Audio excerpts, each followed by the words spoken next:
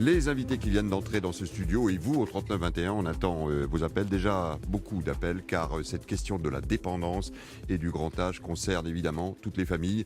Nous sommes aujourd'hui, Ombline, dans la première génération où des retraités doivent prendre en charge leurs parents. C'était quelque chose qui n'arrivait pas jusque-là. Il y a la démographie, il y a la question financière, il y a une question de dignité également. Et c'est l'ensemble de ces questions-là qui se trouvent aujourd'hui, j'allais dire enfin, publiquement sur la table. Le rapport de l'ancien patron de la sécurité sociale a été remis à la ministre du Travail pour étudier les pistes. Il va falloir de l'argent, beaucoup d'argent. Il va falloir trouver des solutions, sachant que dans le contexte d'aujourd'hui, il ne sera pas question de mettre un impôt de plus. Alors on va essayer de voir les pistes dans cette équation extrêmement compliquée qui se présente au gouvernement et qui concerne, je le disais, la manière dont on traite les plus anciens, et c'est un bon baromètre également de la santé de nos sociétés. Nous ont rejoint dans ce studio, honneur aux dames. Bonsoir Brigitte Dormont. Bonsoir. Vous êtes économiste de la santé, professeur à l'université de Paris-Dauphine. On a eu les détails de ce rapport. On était ces dernières heures dans des ballons d'essai, dans des... c'est au moins bien qu'il soit sur la table. Tout à fait. Je pense que c'est bien de prendre le problème dans son entièreté, c'est-à-dire pas uniquement le financement, mais aussi les problèmes d'offres de prise en charge des personnes dépendantes. Et là, le rapport est très complet de ce point de vue-là. Il est très complet et on va voir les pistes qui sont évoquées. Jean Arcelin, directeur d'EHPAD pendant 3 ans. Vous avez publié un livre qui a fait beaucoup de bruit, c'était le 7 mars dernier. Il s'intitule, le titre est parlant, Tu verras maman, tu seras bien. Vous avez été directeur d'EHPAD et vous avez renoncé. Oui, j'ai été directeur d'EHPAD pendant 3 ans. Ce n'était pas ma formation d'origine puisque j'ai fait carrière dans l'automobile de luxe, mais j'ai d'abord fait du bénévolat et en hommage à ma grand-mère, j'ai décidé de diriger un EHPAD pendant 3 ans avant d'arrêter faute de moyens. Et on verra votre témoignage et on verra les mesures dans le rapport qui peuvent éventuellement Bien vous sûr. redonner confiance dans ce métier que vous aviez choisi. Pierre-Alain de Malray est avec nous, bonsoir. Bonsoir. Vous êtes président du groupe Santiane, comparateur de mutuelles, santiane.fr. Alors vous avez travaillé sur plusieurs projets de loi de financement de la sécurité sociale. Il va y avoir une part forcément d'assurance, de privé pour financer cette somme dont on parle, 10 milliards d'ici 2030. Elle existe déjà à la part du privé, mais la question c'est l'articulation entre les dépenses qui seront des dépenses publiques et les dépenses de prévoyance des Français. Et c'est ce débat que nous allons ouvrir. Nous vous attendons au 39-21. Ombline, c'est parti. Comment financer la dépendance ? Vos invités François Claus ce soir sur Europe 1, Pierre-Alain de Malray, président du groupe Santiane, comparateur de mutuelles, santiane.fr. Jean Arcelin, ancien directeur d'EHPAD, vous l'avez été pendant 3 ans. Vous sortez le livre Tu verras maman, tu seras bien chez XO. Et Brigitte Dormont, économiste de la santé, professeure à l'université Paris-Dauphine. Alors Madame Dormont, on disait là au moins le dossier est sur la table. Il a été repoussé à plusieurs reprises sous les 2 quinquennats précédents. C'est rapport... conséquent, 175 mesures, 10 mesures d'urgence, 4 mois de consultation dans tout le pays. Si on doit faire le constat aujourd'hui de la situation de la prise en charge des personnes dépendantes, il y a bel et bien urgence à penser à 2030 et 2050. Tout à fait, pour plusieurs raisons. Parce que d'une part, la prise en charge actuelle est insuffisante. Et par ailleurs, nous savons qu'il y aura beaucoup plus de personnes dépendantes à l'horizon 2050-2060. Il y a eu des prévisions qui ont été faites et qui prévoient un doublement du nombre de personnes dépendantes à l'horizon 2060, un doublement de la dépense totale de dépendance si l'on restait dans les conditions actuelles. Et les conditions actuelles de prise en charge sont tout à fait insuffisantes à plusieurs égards. D'abord parce que la qualité des soins en EHPAD est désastreuse. Il y a eu beaucoup d'effets, beaucoup de faits divers qui ont illustré ça. Donc évidemment, il y a beaucoup d'hétérogénéité entre les EHPAD, mais on sait que le taux d'encadrement est notoirement insuffisant. Et donc les soins pour la prise en charge de la dépendance, c'est de la présence. Il ne faut pas faire de gain de productivité on va revenir en détail quand on fait sur ce que le manger rapport quelqu'un. préconise. Je crois que c'est Évidemment, très on est important là à supprimer certaines protections. Voilà, il faut plus de personnes face aux personnes dépendantes. Donc la qualité est mauvaise. La couverture est très insuffisante puisque le reste à charge moyen des personnes en EHPAD dépasse la valeur d'une pension moyenne. Et par ailleurs, donc on sait que les besoins vont augmenter. La prise en charge actuelle repose aussi beaucoup sur de l'aide informelle. On parle des aidants. Et ce sont à 75% des femmes qui aident leurs parents dépendants. On sait qu'à l'avenir, il y aura moins de personnes disponibles et que les comportements vont sans doute changer à cause des réformes des systèmes de retraite. Les femmes qui aident leurs parents dépendants perdent beaucoup de points de retraite et maintenant la pression est mise à participer plus sur le marché du travail. Donc cette aide informelle va disparaître en partie. La qualité est insuffisante, le nombre de personnes dépendantes vont augmenter, donc on voit bien que dès à présent il faut dépenser plus et il faut s'organiser pour pouvoir faire une prise en charge plus large. Alors on va voir les pistes qui sont évoquées dans le rapport et vos témoignages pour évoquer justement cette possibilité de financer cette dépendance en France. On est sur le constat pour le moment et Jean Arcelin, vous qui avez été directeur d'EHPAD, votre livre « Tu verras maman, tu seras bien » aux éditions XO, sorti au début du mois de mars, ça fait beaucoup de bruit. Vous confirmez le constat que Brigitte Dormont faisait à l'instant. On ne peut pas traiter nos aînés comme ils sont traités aujourd'hui. Je confirme le constat de madame. Je le nuancerai quand même, je ne dirais pas désastreuse, parce qu'il ne faut pas non plus dresser un tableau trop noir des EHPAD, parce qu'on va faire fuir tout le monde, y compris les soignants et le grand public dont on a besoin pour accompagner nos résidents. Moi, je dirais médiocre. Et ce qui est d'autant plus scandaleux, puisque moi j'étais employé par un groupe commercial qui facturait des prestations mensuelles autour de 3 000 €. Et effectivement, on peut s'attendre à quelque chose à une prise en charge supérieure. Ce qui m'a, moi, le plus choqué, c'est là, pour illustrer concrètement ce que je dis, c'est une forme de maltraitance alimentaire. Quand on sait que pour 3 000 €, on va avoir des repas à 1 €. C'est-à-dire que moi, j'avais 4,35 € par jour, donc petit déjeuner, dîner, goûter, collation compris. Et quand on sait que pour les personnes âgées, le moment du repas est un moment extrêmement important, c'est très juste. C'est très juste parce qu'en plus, on est dans une génération de femmes qui cuisinaient, qui aiment ça. Et pour ces personnes très âgées, ça reste le seul moment peut-être convivial, puisque les 2 tiers de ces résidents sont quand même relativement isolés, puisqu'un tiers n'avait pas de visite et un autre tiers peu de visite. Donc ces moments conviviaux sont essentiels. Et moi, ce qui m'a frappé, c'est que les hiérarchies et même les pouvoirs publics savent que les repas sont à 1 €. Vous imaginez la qualité d'un repas à 1 €. Eh bien, ça ne gêne pas grand monde. Voilà. On se dit, bon, c'est pour des personnes âgées, dépendantes et gâteuses, entre guillemets. Ce sont des mots que j'ai entendus. Donc, c'est pas très important. Elles vont manger ce qu'on va leur donner. Et ça, c'est quand même quelque chose de révoltant parce que jusqu'au bout, même quand les personnes sont atteintes de démence en stade avancé, elles sont sensibles au plaisir et notamment au plaisir de la table. Et tout le monde le dit. Pierre-Alain de Malleray le mérite au moins. On est là en train d'en parler avec des mots parfois crus et difficiles à entendre, mais le débat est sur la table et il était temps. Oui, il était temps, puisque s'il y a bien quelque chose qu'on peut voir venir, c'est le vieillissement de la population et l'arrivée au grand âge, comme le rappelait Madame Dormont, de générations qui sont de plus en plus nombreuses.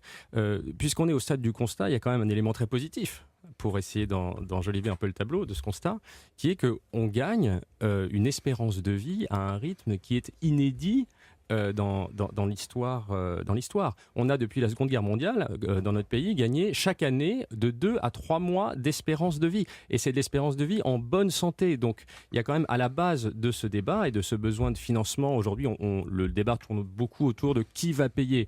Mais avant cela, il y a aussi le constat qui est que nous avons nos parents, nos grands-parents et nous-mêmes avons la chance de vivre plus longtemps en bonne santé. Mais ce qui est certain, c'est que c'est très prévisible. 21% des Français de plus de 85 ans qui sont aujourd'hui en EHPAD, ça veut dire aussi qu'il y en a 80% qui n'y sont pas. Qui n'y sont pas. Et ce chiffre, il faut le rappeler également. Mais on était donc... 40% des personnes de plus de 85 ans sont en EHPAD. Ah, c'est les derniers chiffres que vous avez. Alors, comme quoi, effectivement, on parle de 40 000 prises en charge de plus par an. On a 2 chances sur 3 de vieillir chez soi. Voilà donc pour le constat qui est posé. Beaucoup d'appels, on prendra Paul qui nous appelle de Vendée juste après cette page de pub. Et après ce constat, les remèdes. Jusqu'à 20h avec vous, François Claus sur Europe 1, Brigitte Dormont, économiste de la santé, professeur à l'université Paris-Dauphine, Jean Arcelin, ancien directeur d'EHPAD, auteur du livre « Tu verras maman, tu seras bien », paru aux éditions XO en début de mois, et Pierre-Alain de Malleray, président du groupe Santiane, comparateur de mutuelles, santiane.fr, 3921 pour intervenir. Et avec vous, les auditeurs, nous avons Paul qui nous appelle de Vendée. Bonsoir Paul. Bonsoir. Heureuse de vous accueillir ce soir sur l'antenne d'Europe 1. Paul, on attend votre témoignage car vous êtes au quotidien au cœur de la question qu'on évoque. Oui, effectivement, ça fait 20 ans que je suis directrice ou directrice régionale au sein des EHPAD. J'ai fait du privé à but lucratif et du territorial. Et je m'aperçois depuis 10 ans de la dégradation de nos conditions au sein des EHPAD par notamment une dispersion des interlocuteurs au niveau des instances, c'est-à-dire qu'il y a 10 ans, on avait une personne dédiée pour les EHPAD à chaque EHPAD. Maintenant, c'est monté en régional et donc on n'a plus ce lien qui permettait d'avoir des aides, d'interpeller sur nos difficultés quotidiennes, d'essayer de les alerter de manière d'avoir vraiment un interlocuteur défini. Cet interlocuteur, c'était à l'époque conseil général, municipalité? Ou ARS? Non, c'était ce qu'est aujourd'hui l'ARS, avant la DAS, et le conseil départemental. Et là, vous pouviez évoquer les problèmes de manque de oui. personnel, les problèmes de qualité des repas, les problèmes de prise en charge. Les problèmes, surtout les problèmes personnels, quand on n'en avait pas assez ou quand on avait un manque, parce que les EHPAD, c'est une roue qui tourne, si vous voulez, au fur et à mesure des mois. On a parfois beaucoup de travail, parfois un peu moins. Et donc, dans les moments très difficiles, il était facile d'appeler et de dire, voilà, là, j'ai un manque. Est-ce que vous pouvez me donner quelque chose, une aide pour 3 mois, le temps que ça aille mieux, quoi. On avait un interlocuteur. Aujourd'hui, c'est une région, c'est beaucoup plus compliqué. Et la situation s'est évidemment dégradée du fait également du plus grand nombre de personnes devant être accueillies en EHPAD. Sur ces conditions de travail dans les EHPAD, le rapport cet après-midi fournit des pistes très, très concrètes, Brigitte Dormont. Grosso modo, il faut 80 000 professionnels de santé en plus. Aujourd'hui, on a il faudrait 13 postes pour 100 malades. Alors bon, il y a beaucoup de discussions sur ces questions. C'est compliqué à mesurer, bien évidemment. On parle de taux d'encadrement, c'est-à-dire le nombre de personnes qui sont disponibles pour prendre en charge les résidents. La France est connue pour avoir un taux d'encadrement très bas. Donc là, j'ai des statistiques un petit peu anciennes, mais qui disent qu'il y a en gros 5,6 personnes pour 10 résidents. Et ça, c'est très inférieur à ce qu'on a en Allemagne, en Suisse, dans plein d'autres pays où il y a 12, un peu plus de personnes d'encadrement pour les résidents.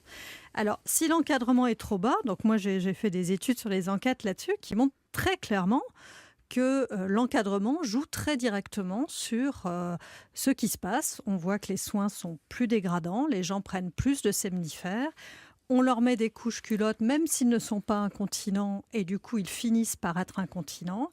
Il y a une mauvaise organisation des repas, donc moi j'ai lu des cas de figure qui sont peut-être extrêmes mais qui sont abominables, c'est-à-dire qu'on doit faire manger des gens qui sont Alzheimer profond et comme on a très peu de temps, quelques minutes pour donner tout le dîner, eh bien on mélange la soupe, les carottes et le dessert et on mélange tout et on donne ça à toute vitesse.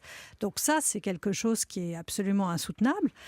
Si je peux évoquer un autre thème qui est dans le rapport, qui est très important, c'est la qualité de vie au travail des personnes qui travaillent dans les EHPAD. J'allais y venir et en parler avec Jean Arcelin, qui dans son livre nous fournit des témoignages extrêmement forts. Profession qui s'est dévalorisée, profession où il manque aujourd'hui de personnel et qu'il faut revaloriser, c'est dans les propositions. Si je peux rajouter quelque chose, c'est le manque de qualité des soins crée une dégradation des conditions de vie au travail des personnels. Et les économistes, comme je suis, ont fait plusieurs études en France, mais aussi dans d'autres pays, on l'a vu, en disant que c'est le pire marché du travail, celui où il y a le plus de turnover.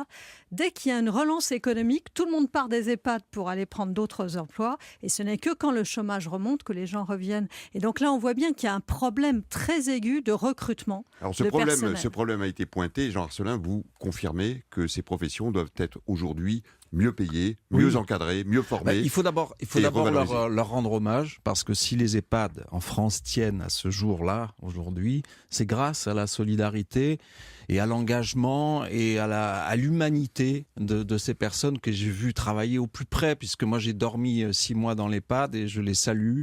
Tous les soignants font pour une large majorité un métier qui est souvent magnifique et créer ce lien de solidarité dont on a besoin. une nuance, le taux d'encadrement, d'ailleurs, ça mériterait d'être clarifié. Le taux d'encadrement comprend tous les employés dans un EHPAD, c'est-à-dire de la standardiste à l'homme d'entretien, etc. Après, il faudrait vraiment qu'on se mette d'accord.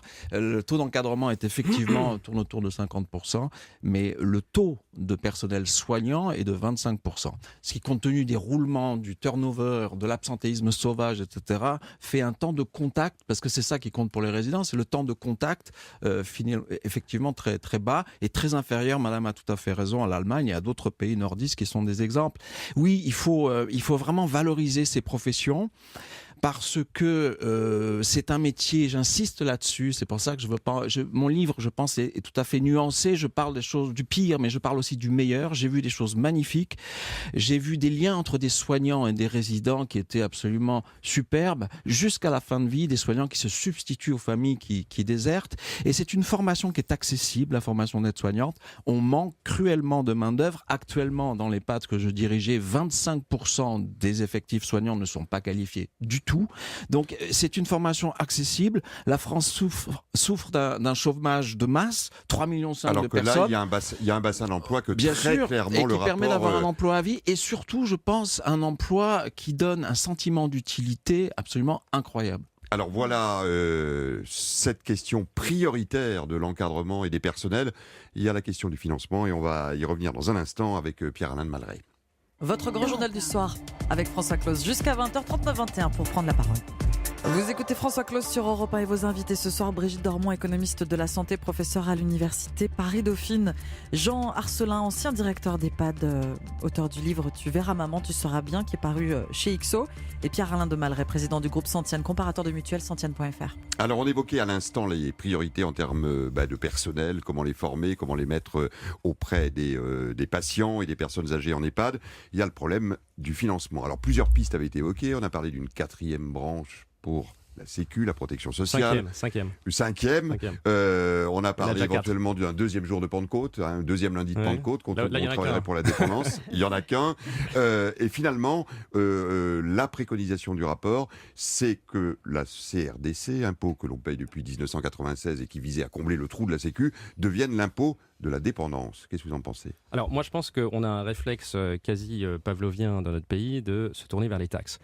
Dès qu'il y a un problème, on va se tourner vers les taxes. Pas toujours très bien. Et on a vu d'ailleurs à l'aune de l'actualité récente qu'il y avait peut-être un sentiment de ras-le-bol en général sur la fiscalité. Donc sans doute, je dis ça un peu à titre de boutade, mais pas seulement, sans doute, dans ce grand besoin de financement que nous avons évoqué, il y aura une partie significative à combler par des dépenses publiques. On s'imagine bien que les recrutements dont nous avons parlé de personnel soignant seront financés par l'assurance maladie. On s'imagine bien que les personnels sociaux seront financés aujourd'hui par leurs financeurs actuels, qui sont en majorité les conseils généraux. Donc le financement public, je fais confiance au débat pour trouver ou pour faire le qu'à partir de ce rapport, il y aura un projet de loi à l'automne prochain et que rien n'est tranché. On est Absolument. Sur les pistes de réflexion. L'annonce gouvernementale d'aujourd'hui, c'est que la ministre de la Santé a annoncé effectivement des mesures pour la fin de l'année sur ce sujet. Moi, ce que je voudrais simplement dire, c'est que en parallèle et en complément de l'effort public qu'il faudra faire, il existe des solutions de prévoyance individuelle et collective pour se préparer à l'avenir. Grosso modo, à partir de 50 ans, on met 15 € de côté sur un compte qui servira à financer un éventuel risque de dépendance. Ça s'appelle la prévoyance. Les Français le font pas assez en matière de retraite. Ils pourront le faire également. Il faut qu'ils le fassent également en matière de dépendance. Alors les 15 €, c'est sans doute... un gros risque. Est-ce qu'ils y vont sur ce Alors chantier ? Les assurances y vont, mais je pense pas suffisamment bien puisqu'elles n'arrivent pas à convaincre suffisamment de Français. Aujourd'hui, on estime qu'il y a à peu près 7% des personnes en âge de s'assurer qui ont un contrat d'assurance dépendance. Donc c'est un taux de pénétration qui est assez faible sur le marché français. Si on compare à d'autres marchés comme les États-Unis, les États-Unis sont supérieurs. Israël, qui est un marché un peu lointain, mais qui est très intéressant d'un point de vue des comparaisons internationales, il y a 60% de la population israélienne qui s'est assurée spontanément pour le risque de dépendance. Donc c'est possible et s'il y a bien quelque chose qu'on peut prévoir, c'est ça. Donc ça consiste en quoi ? Ça consiste à mettre de côté avec un assureur, une mutuelle, une institution de prévoyance. Il n'y a pas forcément que des assureurs à but lucratif dans ce marché. Il y a aussi de nombreuses mutuelles qui accompagnent la prévoyance financière d'actions de prévention, parce qu'il n'y a pas que l'aspect financier, il y a aussi l'ensemble des services, la prévention, l'aide aux aidants. On parlait beaucoup des aidants tout à l'heure.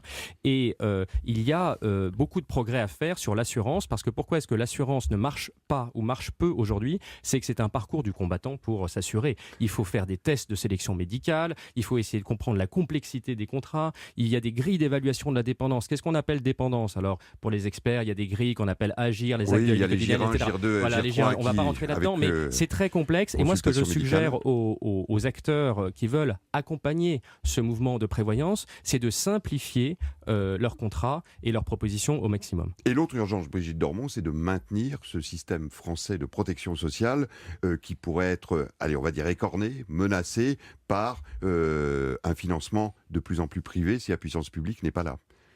Tout à fait. Alors moi, on a été assez chahutés aujourd'hui, puisque ce matin, tout le monde disait il va falloir retarder l'âge de départ à la retraite pour financer la dépendance. Et c'est un bruit qui a été agité par je ne sais qui, puisque... On appelle ça des bulles dans le monde politique. Exactement, on lance une bulle et on voit comment ça... Dans le rapport Libaud, il y a peut-être entre les lignes une vague allusion à ça, mais c'est tout.